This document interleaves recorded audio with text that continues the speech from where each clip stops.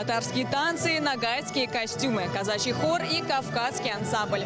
Такие разные, но в то же время схожие своей любовью к малой родине. Национальный колорит разных народностей объединился на сцене театра оперы и балета.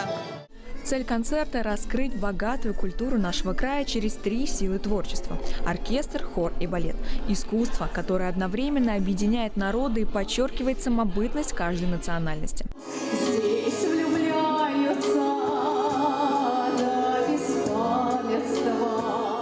Влюбиться до беспамятства в красоту русской души. Состояние, в которое с первых минут концерта погружают артисты песенного ансамбля. Музыкальная композиция старым казачьим способом открывает программу «Родина моя Россия». Следом за ней музыкально-хореографическая астраханская визитка.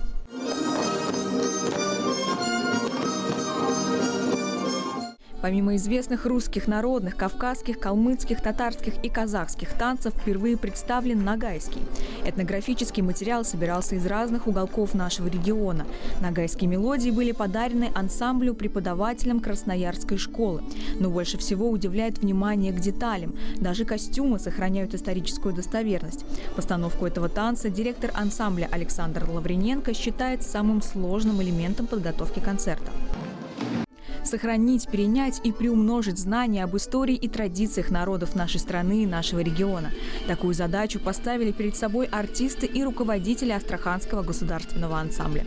Но самое главное, что им удалось – передать душевное тепло и погрузить в атмосферу национального колорита каждой отдельной культуры.